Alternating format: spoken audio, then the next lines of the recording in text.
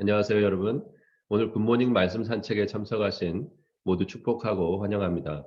오늘 말씀은 출애굽기 33장 1절에서 11절 말씀이고요. 제가 봉독하겠습니다. 여호와께서 모세에게 이르시되 너는 내가 애굽 땅에서 인도하여 낸 백성과 함께 여기를 떠나서 내가 아브라함과 이삭과 야곱에게 맹세하여 내 자손에게 주기로 한 그 땅으로 올라가라.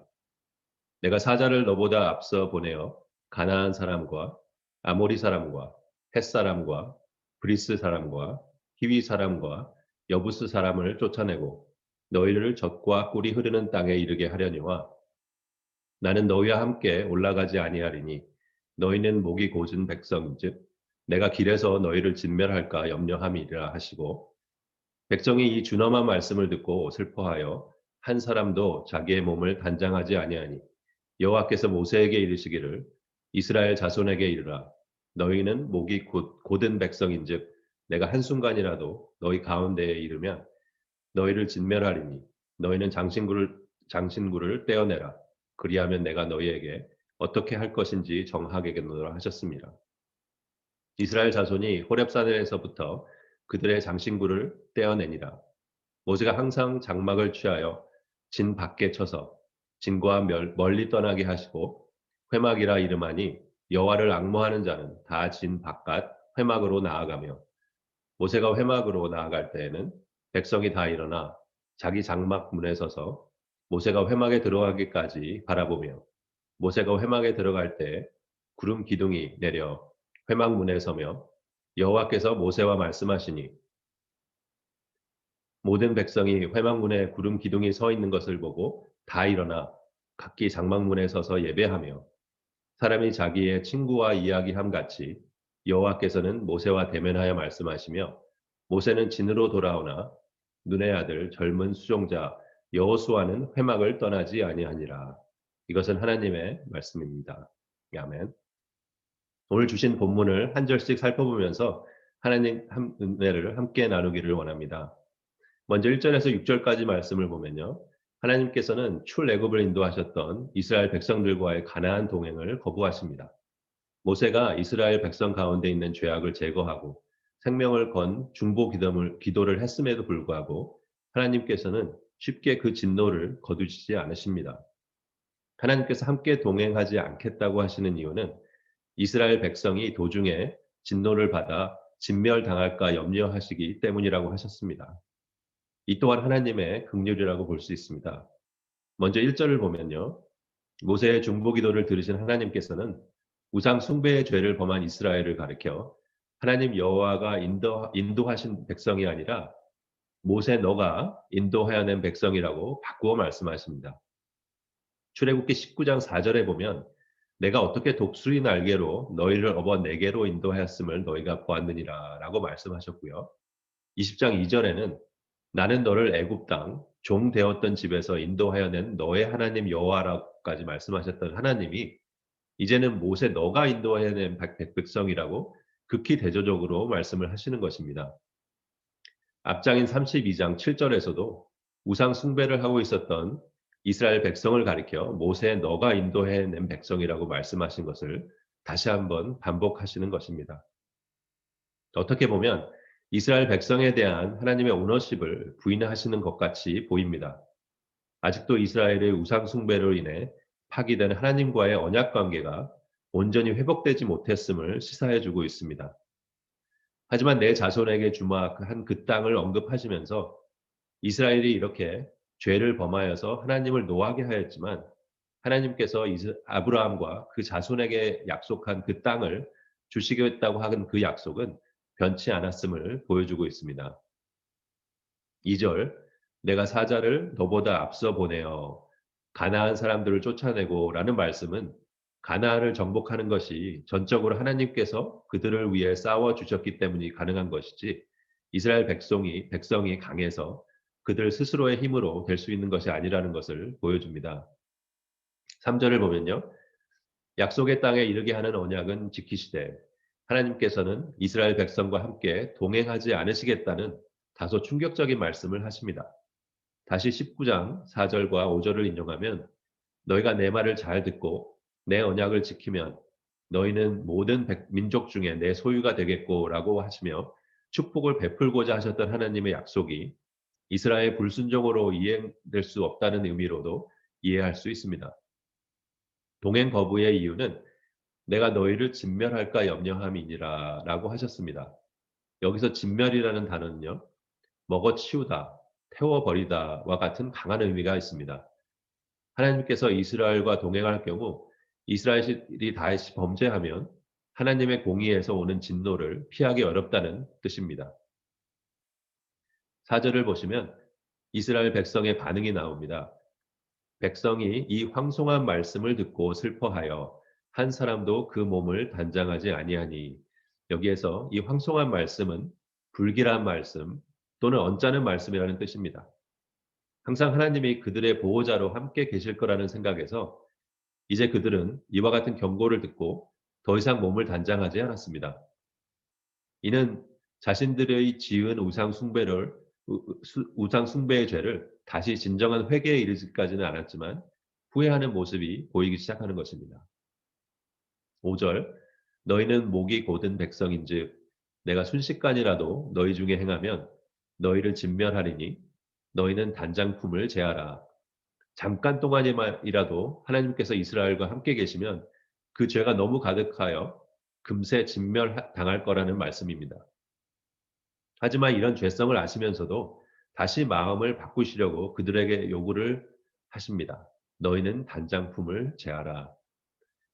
이제 6절을 보면요, 이스라엘 자손이 단장품을 제한다고 나옵니다. 순종하는 모습이 보이기 시작하는 것이죠. 여기서 단장품은 32장에 이스라엘 백성들이 금송아지 우상을 만들 때 사용했던 단장품들과 같은 것이기에 하나님께서는 남은 것마저 제하라고 명하시는 것입니다. 자, 이제 후반부 7절에서 13절을 보시면요, 모세의 기도와 간구하는 내용이 나옵니다. 하나님께서 이스라엘과의 동행을 거부하시자 하나님께서 함께 하시지 않는 삶은 무의미하다는 사실과 가나안 정복이라는 이 대역사 또한 하나님 없이는 불가능하다는 사실을 누구보다 잘 알고 있는 모세는 하나님께서 임재하실 장막을 임시로 만든 후에 하나님께서 이스라엘을 용서하시고 함께 동행하시도록 전심전력으로 기도를 시작합니다. 7절에 장막 또는 회막은 모임의 장소, meeting place라는 뜻이고요. 하나님께서 이 회막에서 이스라엘 백성과 만나시게 됩니다. 모세는 임시적으로 진영에서 멀리 떨어진 곳에 마련해 놓고 여호와를 악몽하는 자 다 이곳으로 찾아가도록 했습니다.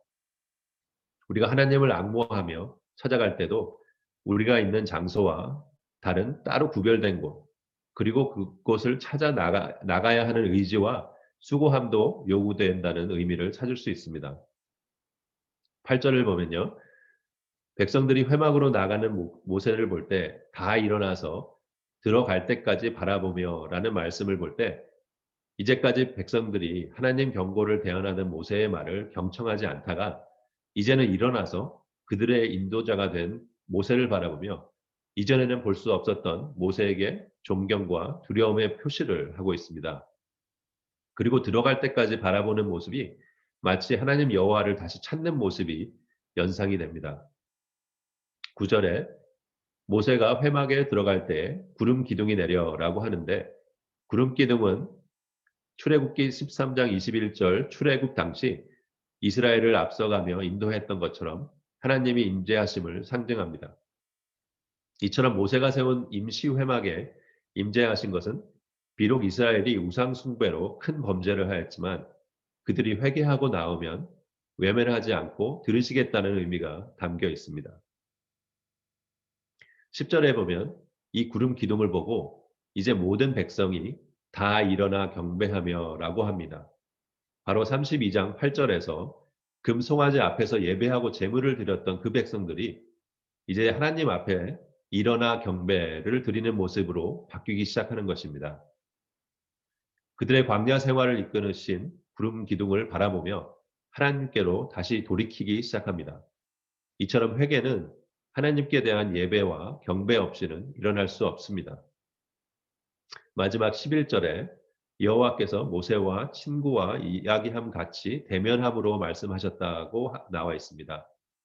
그렇지만 이 말은 실제로 얼굴과 얼굴로 대면했다기보다는 하나님께서는 모세에게 직접적으로 말씀하셨음을 나타낸다고 보아야 할 것 같습니다. 그리고 여기 나오는 친구는 동료의 의미를 가지고 있습니다. 그만큼 모세가 하나님과 친근하게 교제하였음을 말씀하시는 거죠. 그리고 11절 하반부에 여호수아는 회막을 떠나지 않았다고 하였습니다. 이는 여호수아의 하나님을 예배하고자 하는 모습을 엿볼 수 있고요. 여호와 앞에 무릎 꿇고 순종하는 지도자의 모습이 있었다는 것을 또한 보여줍니다. 이는 오늘날 하나님을 섬기는 우리 모두에게 요구되는 모습입니다. 하나님 앞에서 겸손히 섬기고 예배 가운데 하나님과 깊은 교제를 하는 구별된 삶을 살아야 한다는 것을 여호수아가 보여주고 있는 것 같습니다. 오늘 이 말씀을 통해서 하나님의 공의하심과 우리의 죄 속에서도 끝까지 회개할 수 있는 기회를 주시는 하나님의 자비하심을 다시 기억하고 아직도 우리가 중요하다고 생각하는 우리 몸의 장신구들을 모두 떼어내는 용기를 가지시기 바랍니다. 오늘 하루도 여호와를 앙모하며 회막으로 나아가서 하나님과 친밀히 교제하는 우리 성도님 되길 기도합니다. 기도드리겠습니다. 사랑의 하나님, 오늘 이 아침에 당신께서 주신 말씀으로 시작하게 하여 주심을 감사드립니다. 저희를 사랑하여 주시사 말씀을 사모하게 하시고 기도의 줄을 놓지 않고 살게 하심 감사드립니다. 우리 교회 모든 성도들이 같은 마음으로 당신과 더욱 가까이 교제하게 도와주시옵소서. 오늘 주신 말씀으로 당신의 공의하심과 끝까지 우리에게 회개할 기회를 주시는 당신의 긍휼하심을 다시 한번 깨닫게 하시고 저희가 오직 여호와를 앙모하는 삶을 살 수 있도록 도와주시옵소서.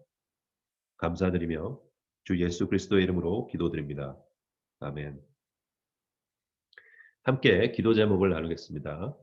먼저 오늘 말씀에서 나누었던 하나님의 공의하심과 긍휼하심을 생각하시고 우리의 몸이 하나님이 원치 않으시는 장신구로 치장되어 있지 않은지 묵상하면 좋겠습니다. 그리고 교회에 관한 기도 제목을 나누면요. 오는 주일에 영어 회중이 첫 번째 현장 예배를 시작합니다. 이로 모든 작년 예배가 현장 예배로 이제 진행되게 되겠습니다. 우측되어 있던 우리 모두의 신앙생활이 진정한 예배를 드림으로써 다시 회복되기 위해 기도해 주시기 바랍니다. 또한 우리 교회가 어스틴 지역에서 사역을 잘 감당하고 주님을 만나야 하는 심령들을 잘 찾고 또 인도하는 그런 교회가 되길 기도해 주시고요.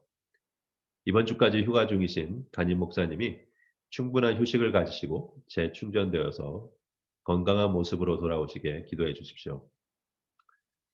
특별히 어스틴 대구로 이제 돌아오신 김하철 목사님이 육신적인 아픔을 잘 견뎌내시고 주님만이 주실 수 있는 영적인 평안함이 함께 하시도록 기도해 주세요. 그리고 또 목사님께서 요청하신 기도 제목들이 있습니다. 청결한 삶으로 하나님을 기쁘게 하는 목회자가 되는 것, 그리고 겨자씨 같은 믿음이라도 하나님께 나아가면 응답하신다는 체험을 모두와 나눌 수 있는 기회를 목사님께서 받으실 수 있도록 기도하여 주시기 바랍니다. 그럼 다 같이 기도하겠습니다.